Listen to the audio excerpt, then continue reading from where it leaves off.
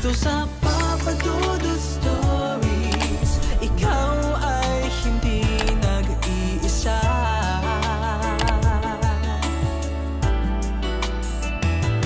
Dito sa Papa Dudut Stories, may nagmamahal sa'yo. Papa Dudut Stories. Papa Dudut Papa Dudut. Sa lahat po ng mga nakatutok ngayon, huwag pong kalimutan mag-like, mag-share at mag-subscribe. Maraming salamat po sa inyong lahat.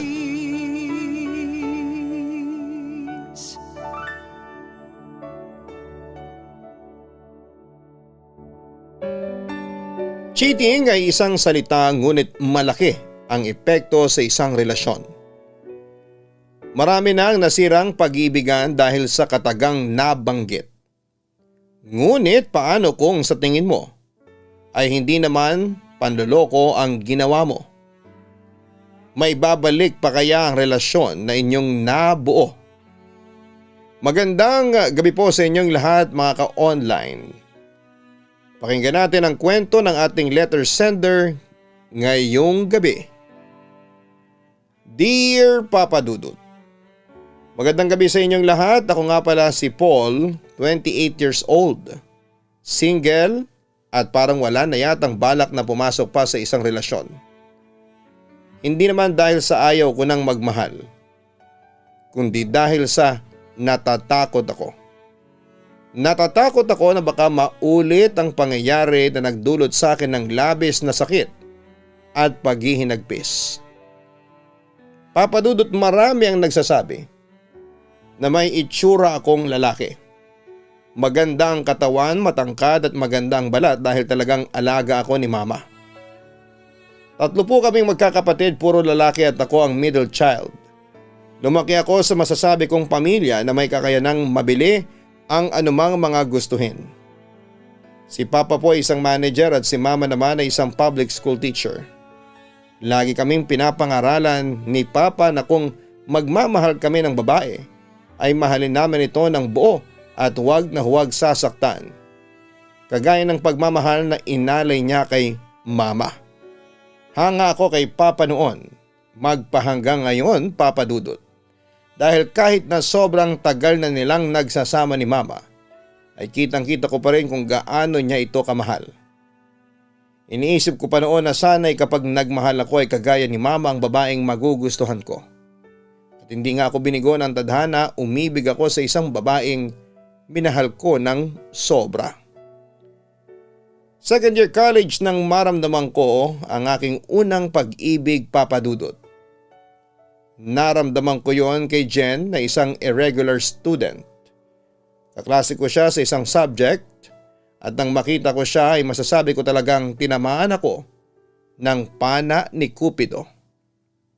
Simple lang ang ganda ni Jen, Papa Dudut. Pero para sa aking paningin ay isa siyang diyosa. May mahabang buhok at likas ang mamula-mula nitong pisngi. Lalo pa nga siyang gumanda sa aking paningin kapag nakikita ko siyang ngumingiti at lumalabas ang kanyang pantay-pantay na mapuputing ngipin. Minsan nga'y nahuli pa ako ng kaibigan kong si Nathan na nakatitig ako kay Jen. "Oy tol, ano na? Hindi mo tinatanggal yung pagkakatitig mo kay Jen ah," ang sabi nito nang tapikin niya ang aking balat. "Loko ka, hindi ako nakatitig sa kanya no," tanggi ko pa. "Anong hindi nakatitig eh, halos tumulo na nga yung laway mo sa kakatingin sa kanya," natatawa pa nitong sabi. Baliw, tanging nasambit ko. Sa katunayan ay may katotohanan ng sinabi ni Nathan, Papa Dudut. Nakatitig talaga ako ng mga oras na yon kay Jen. Paano'y talagang ang ganda niya.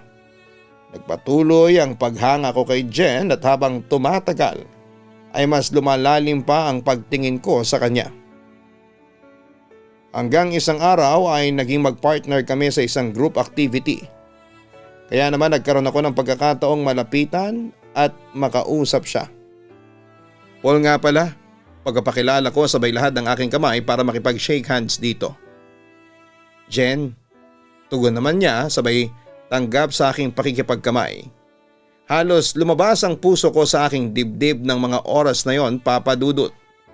Yun ang unang pagkakataon na natitigan ko si Jen ng malapitan. Kung maganda na siya mula sa malayo ay mas maganda siya lalo kapag malapitan. Dama ko rin ang malambot niyang palad na noong mga oras na yon ay halos ayaw ko nang bitawan pa. Can we start? Tanong niya.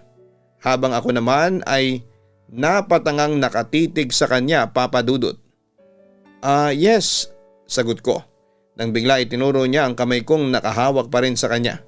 Agad ko namang nakuha ang ibig niyang sabihin doon kaya naman kumalas ako ng pagkakahawak sa kanya. Sorry, maikling tugon ko. Okay lang, no big deal. Simula noon ay nagkaroon kami ng kahit maliit na interaction sa isa't isa. Hanggang sa naglakas loob akong mag-friend request sa kanya sa Facebook.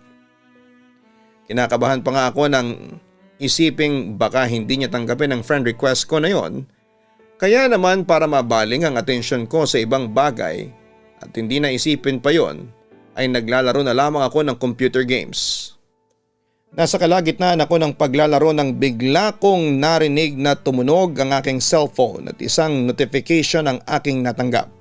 Umilaw yon kaya naman saglit kong ibinaling ang aking paningin doon. Agad naman akong napangiti nang makita ko ang notification at inaccept lang naman ni Jen ang friend request ko, Papa Dudut. Isa na yata yon sa mga pinakamasayang gabi ng buhay ko. Bigla kong tinigil ang paglalaro at agad na binisita ang kanyang profile. Tinignan ko ang kanyang mga pictures at namangha ako nang isiping hindi lang siya maganda sa personal. Maging sa mga litrato ay napaka-photogenic niya. Agad naman akong nag-flood likes sa mga posts niya at pagkatapos kong gawin yon ay napangiti na lamang ako. Inisip ko na isang way na rin yon ng pagpapapansin ko sa kanya. Hanggang sa maya-maya pa'y nakatanggap ako ng isang mensahe. Nagulat na nga lang ako at muntik matumba sa aking kinakaupuan nang malamang ang mensahe na yon ay galing pala kay Jen. Grabe siya. I-like daw ba lahat ng post ko? Message niya. Napangiti ako nang makita yon at hindi ko pa nga alam kung paano ko re-replyan yon kaya nag-contemplate muna ako bago mag-response. Haha, sorry na. Bawiin ko na lang ang likes ko. Gusto mo ba? Biro ko pa rito. Nagtuloy-tuloy ang usapan naming yon, Papa Dudut, hanggang sa hindi ko na namalayan na mag-aalas 12 na pala ng madaling araw. Paano kasi kahit sa chat lang ay ang sarap kausap ni Jen. May sense of humor, matalino at very interesting ang personality niya. Ilan yan sa mga dahilan kung bakit mas lumalim ang nararamdaman ko para sa kanya. Kinabukasan ay medyo awkward ako na kausapin siya. Malakas lang kasi ang loob ko sa chat makipag-usap pero kapag kaharap ko na siya sa personal ay parang natatameme na ako. Pero bilang lalaki inisip ko na lamang kung talagang gusto kong i-pursue ang nararamdaman ko sa kanya ay ako mismo ang gagawa ng first move para mas magkaroon pa kami ng deeper connection sa isa't isa. Inaasar pa nga ako ng kaibigan kong si Nathan nang sabihin kong gusto ko na mas maging malalim kung ano ang meron sa amin ni Jen. Pero alam kong suportado talaga siya sa ginagawa ko. Naging maganda ang takbo ng pakikipagkaibigan ko kay Jen. Tuwing nasa school at nagkakataong sabay ang vacant namin ay sinasamahan ko siya sa kantin para kumain. Ganon din kapag uwian ay palagi ko siyang hinihintay na makalabas. Nagkaroon na rin kami ng pagkakataon na makapag-share ng mga personal things tungkol sa amin.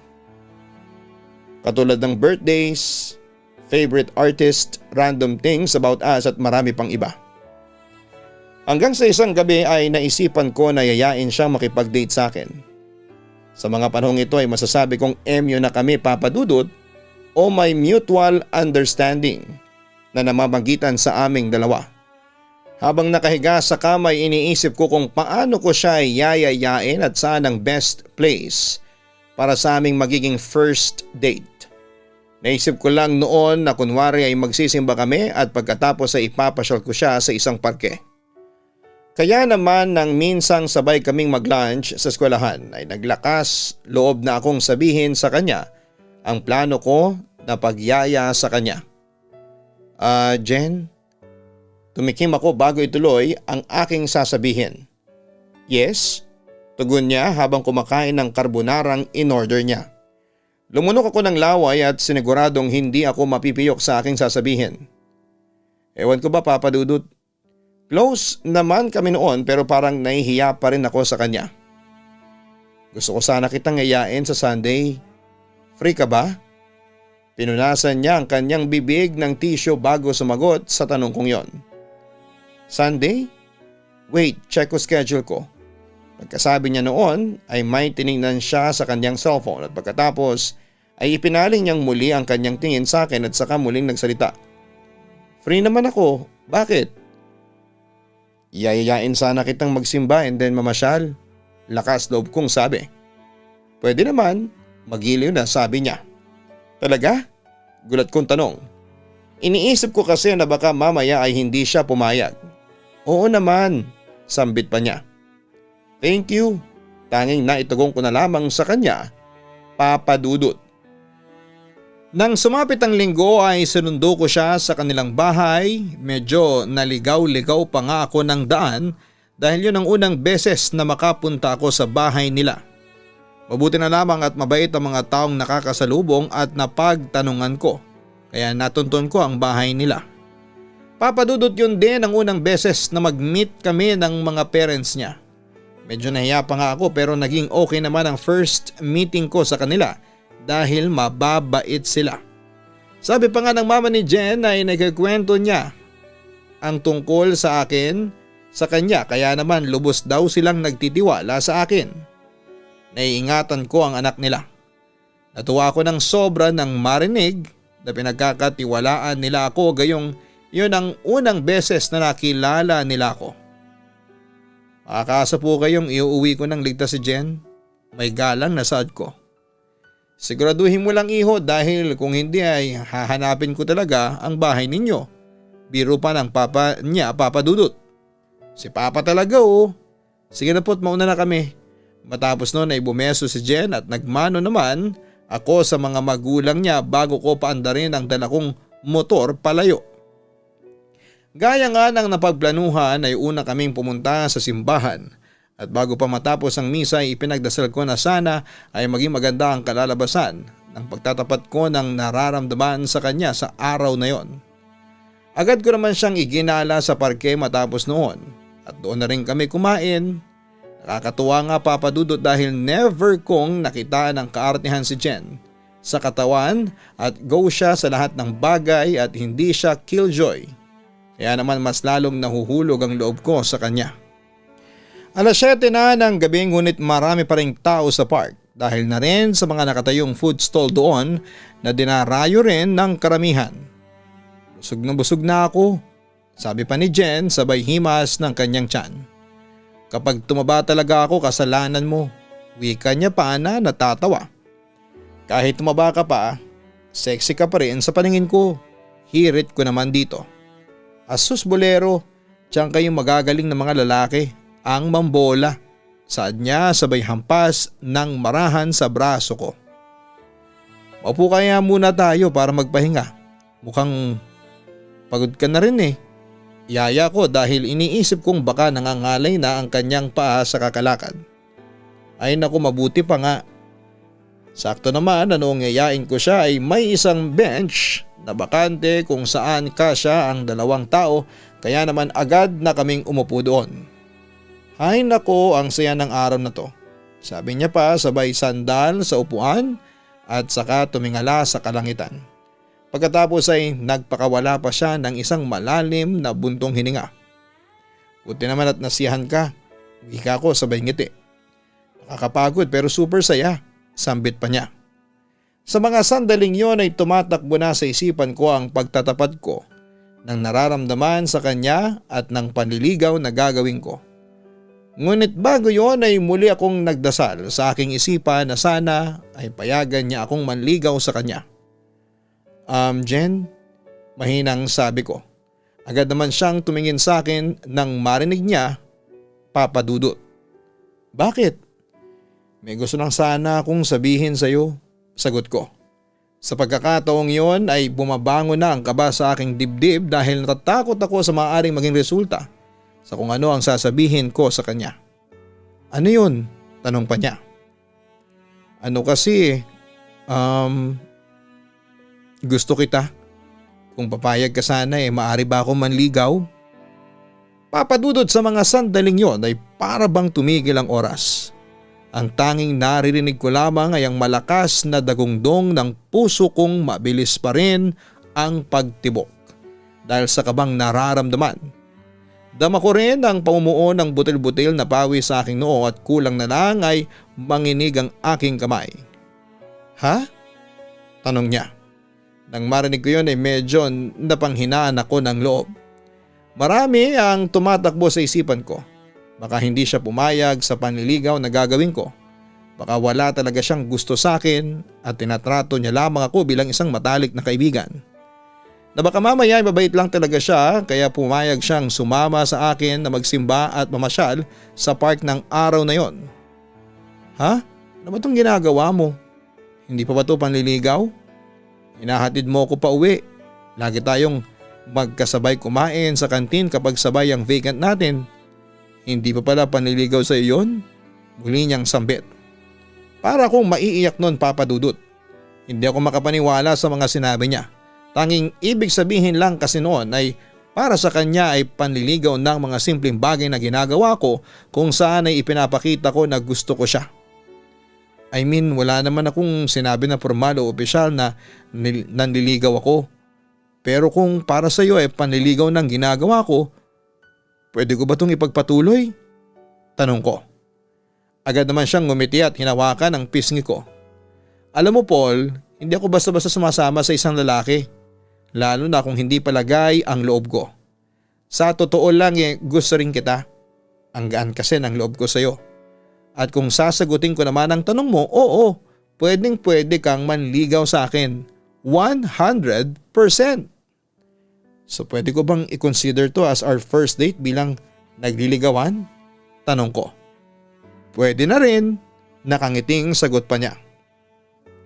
Halos tumalon ako sa tuwa mula sa aking kinakaupuan, Papa Dudut. Hindi ko may paliwanag ang nararamdaman ko. Hindi ko inaakala na magiging maganda ang kalalabasan ng pagtatapat ko ng nararamdaman ko kay Jen. Nang inihatid ko siya sa bahay nila ng gabing yon ay saglit muna akong pumasok sa kanila para formal na magpaalam sa mga magulang niya na gusto kong ligawan ang nag-iisang anak nila at bilang paggalang na rin. Ibinigay naman sa akin ng mga magulang niya ang basbas ng mga ito. Basta siguraduhin ko raw na totoo ang pagmamahal at nararamdaman ko para kay Jen. Nangako naman ako na hindi ako gagawa ng anumang bagay na maaari nilang ika-disappoint sa akin at rerespetuhin ko si Jen. Gayon din ay ipinakilala ko siya sa mga magulang at kapatid. Ang sabi pa ni Papa ay magsusumbong daw sa kanya si Jen kapag daw may ginawa akong hindi maganda. O hindi niya nagustuhan at siya na raw ang bahalang pagsabihan ako. Si Mama naman ay tuwang-tuwa dahil sa wakas daw ay may ipinakilala na raw ako sa kanila dahil iniisip daw nila na baka tumandang binata ako. Natuwa na lamang ako sa mga sinabing yun ni Mama. Naging banayad ang proseso ng panliligaw ko kay Jen, Papa Dudut, at 3 buwan pa ang lumipas ay opisyal nang naging kami. Sinagot niya ako sa mismong araw ng kanyang birthday at masasabi kong officially ay girlfriend ko na siya at boyfriend na niya ako. Halos walang pagsidla ng sayang nararamdaman ko noon, Papa Dudut. Nahalikan ko pa nga siya sa noo dahil na rin sa sayang nararamdaman ko. Hindi pa rin ako makapaniwala na girlfriend na kita. Minsang sabi ko nang mamasyal kami sa park kung saan kami unang nagkaroon ng date. Ako rin naman, hindi ako makapaniwala na ikaw ang magiging boyfriend ko, saad niya. Matapos noon ay hinawakan ko ang kanyang pisngi at tumitig sa kanyang mga mata.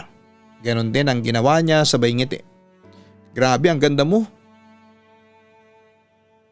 Iyan ka na naman sa pambobola mo eh. Pero seryoso, ang gwapo mo rin naman, Balik niyang sabi sa akin.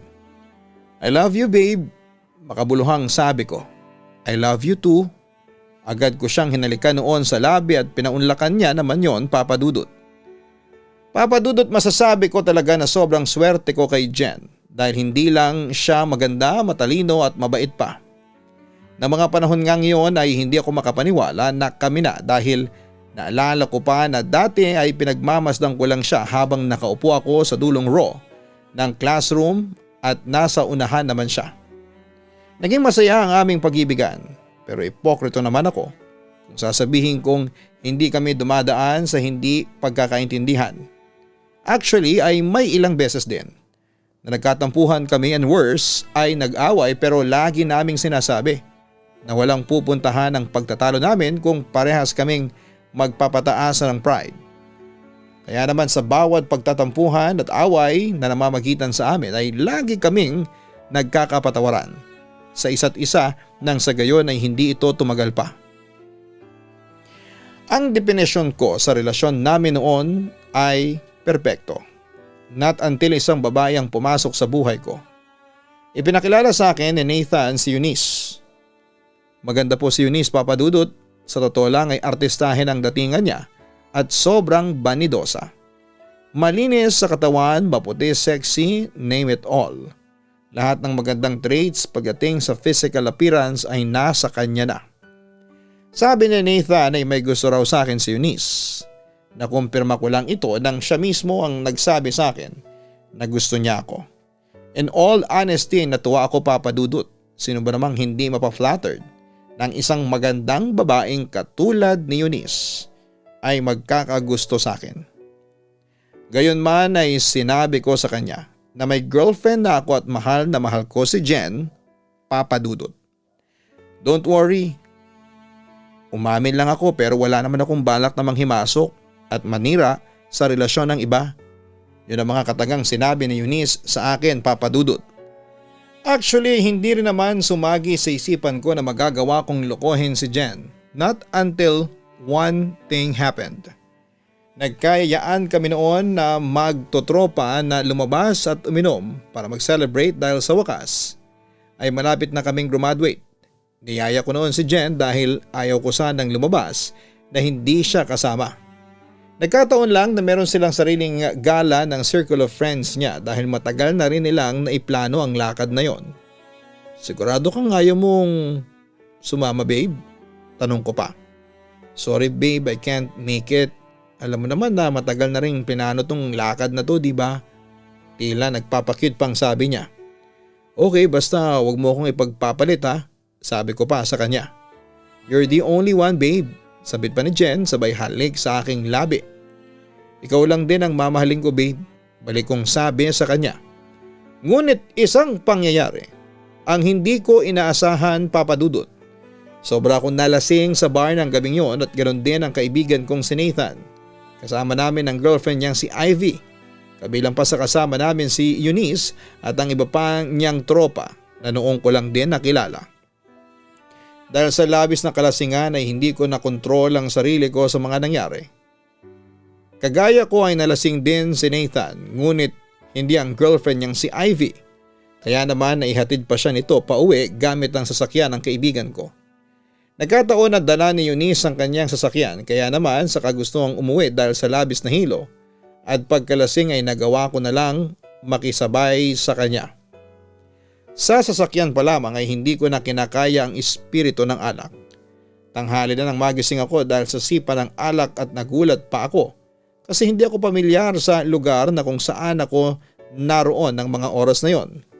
Tinapunan ko ng tingin ang maliit na orasan na nasa side table at nakita kong 10:00 na ng umaga. Nagulat pa ako dahil wala akong damit pang itaas. Bigla isang babae sa pintuan ang bumungad sa akin. Si Eunice, nakatayo siya doon, Papa Dudut. Ngumiti siya at nagsalita. Gising ka na pala. Malumanay niyang sabi sabay ngiti. Bigla ko naisip si Jen kaya agad kong hinanap ang cellphone ko at nakita ko na nakarehistro sa screen noon ng 15 missed calls at ilang mga text messages. Agad ako nagmadali na hanapin ang damit ko dahil gusto ko nang umuwi. Umaalingaw-ngaw sa isipan ko ang katagang ano ba tong pinasok ko. Ngunit pinanatili kong kalmado ang aking sarili. Uuwi ka na kaagad? Hindi ka na ba magbe-breakfast? Tanong pa ni Eunice sa akin. Tinignan ko si Eunice nang sabihin niya yon. Tingin na may halong pagkainis. Where's my shirt? Tanging nasabi ko. Dinadryer ko pa. Nasukahan mo kagabi sa sobrang kalasingan mo. Sagot niya. Maya-maya'y muling tumunog ang cellphone ko at nakatanggap ulit ako ng text message galing kay Jen Papadudot. Magkita tayo, tanging text nito. Hindi ko alam pero parang kinabahan ako sa mensahe niyang yon. At that very moment ay alam kong there is something wrong na. Kailangan ko nang umalis. May nahong sabi ko kay Eunice. Okay, tugon niya. Agad niya namang kinuha ang damit ko sa dryer para ibigay sa akin at bago ako umalis ay may sinabi pa siya sa akin na naging dahilan ng sobra kong pagkalito. Bago ka umalis, gusto ko lang sabihin sa iyo na I enjoy our moment last night. Kinabahan ako ng araw na yon. Nagkaroon ng tuldok ang relasyon namin ni Jen. Nang makipagkita siya sa akin ay bumubuhos na ang luha niya. Ang tanging akala ko ay umiiyak siya dahil sa hindi man lang ako nakapagsabi kung nasaan ako. Ngunit ang talagang kinaguho ng mundo ko ay ang isang picture kung saan ako at si Eunice ay nasa kama. Nakakumot kami ngunit parehas na walang suot na pangitaas. Pinilit kong kumbinsihin si Jen na wala akong alam sa mga nangyari dahil sa sobrang kalasingan ngunit hindi na niya ako pinakinggan. Alam kong sa simula pa lamang ng relationship namin, cheating is non-negotiable. Pero cheating bang maituturing kung wala kang alam sa isang bagay? Cheating bang maituturing ang isang bagay na wala kang kontrol? Bago matapos ang komprontasyon na yon ay niyakap ko ng mahigpit si Jen. Mahigpit na mahigpit. Sa huling pagkakataon man lang ay maiparamdam ko sa kanya na walang kapantay ang pagmamahal na nararamdaman ko sa kanya. Wala rin po akong ibang sinabi sa kanya kundi ang salitang sorry o patawad. Sa sobrang panghihina niya ay napasalampak na lamang siya sa lapag at ganon din ako habang yakap-yakap ko pa siya. Pagkatapos noon ay bumuhos ang malakas na ulan, kasabay ng pagluha naming dalawa. Maraming bagay ang tumatakbo sa utak ko ng mga sandaling yon. Gaya ng may nangyari ba sa amin ni Eunice? Bakit niya nagawa yon? Akala ko ba hindi niya kayang manira ng relasyon? Paano kung pumayag si Jen na sumama sa akin ng mga oras na yon? Siguro may aalalay sa akin sa kabila ng kalasingan ko. Siguro kami pa rin at masayang magkasama. Siguro. Sobra akong nasaktan sa mga nangyari, Papa Dudut, dahil sa bagay na yon ay naglaho ang lahat ng namamagitan sa amin ni Jen. Actually, hindi lang yan ang nangyari dahil marami pang iyakan moments ang naganap. Ngunit ayaw ko nang idetalye pa ang lahat dahil parang bumabalik ulit sa akin ang sakit. Basta alam ko sa sarili ko na I tried everything para bumalik kami sa dati ni Jen. Noong graduation namin ay sinubukan kong lapitan siya para man lang sa huling pagkakataon ay makausap ko siya ngunit hindi na niya ako pinaunlakan. Napakasakit noon para sa akin dahil yon sana ang huling beses na makausap ko siya. At hihingi ako ng tawad sa kanya ngunit wala na talaga. Maging ang mga magulang niya ay galit sa akin ngunit tanggap ko naman yon. Sa tagal naming magkarelasyon ni Jen ay wala akong ibang ginawa kundi ang mahalin siya. At iparamdam sa kanya na wala akong ibang mamahalin kung hindi siya lamang. Ngunit hindi ko na pwedeng gawin yon dahil wala na. Tapos na ang kwento naming dalawa. Kung tatanungin nyo kung nasaan si Eunice ay hindi ko rin po alam. Pagkatapos noon ay hindi na siya ulit nagpakita sa akin o nagparamdam. Pumunta rin po ako sa tinitirhan niya noon para tulungan akong kumbinsin si Jen na wala talagang nangyari sa amin ngunit wala na siya doon. Ang sabi umalis na raw siya. Kung tatanungin ng listener kung galit ba ako kay Eunice ay oo, sobra. Hindi basta mawawala ang galit sa puso ko na tanging siya ang dahilan. Sa totoo lang ay gusto ko siyang saktan ngunit hindi ako ganong klase ng lalaki. Hanggat maaari gusto ko nang kalimutan ang nakaraan involving siya. Pero ang sa amin ni Jen, I will forever cherish our moments na magkasama kami. Papa Dudut friends pa rin po kami sa Facebook ni Jen at noong nakarang taon lang ay nakita ko ang post niya at nalaman kong sa ibang bansa na siya nagtatrabaho. As much as I wanted na ako na ang mag-unfriend sa kanya, ay hindi ko magawa dahil kahit nasasaktan ako at naalala ko ang nakaraan naming dalawa, tuwing makikita ko siya ay parang gustong gusto ko pa rin na masubaybayan ang mga nangyayari sa buhay niya. If ever man na mapakinggan niya ang liham kong ito, please know that I still love you. Jen, at ganun pa rin ang nararamdaman ko towards you. Kahit na alam kong wala ka nang nararamdamang pagmamahal sa akin. Good thing lang na noong darkest time ko ay nandyan ang aking pamilya para magsilbing support system ko. At sa huling pagkakataon, Papa Dudut, ay nais kong malaman ang sagot sa katanungan ko. Cheating ba ang ginawa o nagawa ko? Hanggang dito na lamang po ang aking liham at sana po ay mabigyan ninyo ng insight ang kwento ng pag-ibig kong ito. Hihintayin ko po ang mga komento ng inyong mga listeners sa comment section ng inyong YouTube channel. Maraming salamat po sa inyong lahat. Lubos na gumagalang, Paul. Humihingi ako ng paumanhin sa inyong pinagdaanan, Paul. Pagdating sa pag-ibig ay maraming salamat at naglakas ka ng loob na ipagkatiwala sa aking programa ang binahagi mong kwento ng pag-ibig at kasawian. Napakasalimuot ng pinagdaanan ninyo ni Jen, sa totoo lang Pero kung ikaw ay naninindigan na wala kang kasalanan dahil wala sa ulirat ang iyong pag-iisip sa nangyaring krimen na ito, maganda na suyuin mo si Jen. Hanggat hindi mo nagagawa ito ay hindi mo malalaman kung tatanggapin ka niya o hindi. Sa pagkakataong ito ay gusto ko ring marinig ang komento ng mga giliw nating tagapakinig kung ano ang inyong masasabi sa katanungan ni Paul. Panloloko nga ba ang kanyang nagawa? Ito ang inyong si Papa Dudut. Huwag kalimutan na mag-like, mag-share at mag-subscribe. Napansin po ng inyong si Papa Dudut na majority po ng ating mga listeners ay hindi pa nakasubscribe. Sana po ay tulungan niyo po kami na dumami ang mga subscribers. Dahil kung kayo po ay nakasubscribe na, pwede niyo pong pilitin, mamilit po kayo na mag-subscribe din po ang inyong mga kaibigan para maging maganda po ang performance ng ating channel at mas marami pa ang makakita. Huwag din kalimutan na suportahan ang Kaistorya YouTube channel. Sino po sa inyo ang hindi pa nakaka-subscribe dyan? Pagkatapos po kasi ng airing nito sa aking YouTube channel, may isa pang channel ako na si Jason Steele naman ang nagvo-voice over. Hanapin niyo po yung Kaistorya. At makikita rin yan sa channel kong ito, yung link. At ganoon din yung aming Papa Dudut Family YouTube channel. Na kung saan ay pinakita ko na po doon ang itsura at kakulitan at kakyutan ng aking mga kambal.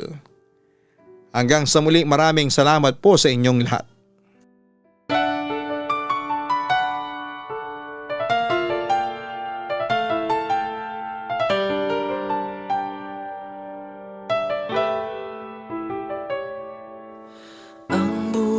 Ay mahiwaga,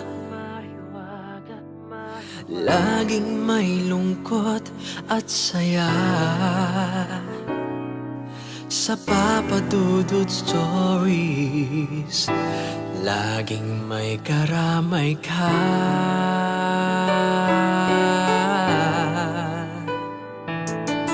Mga problemang kay bigat, dito ay pakikinggan ka. Sa Papa Dudut Stories, kami ay iyong kasama. Dito sa Papa Dudut Stories, ikaw ay hindi nag-iisa.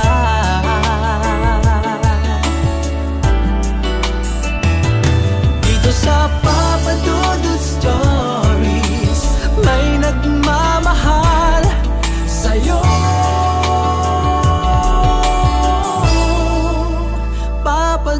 Dudut Stories. Papa Dudut Stories. Papa Dudut Stories.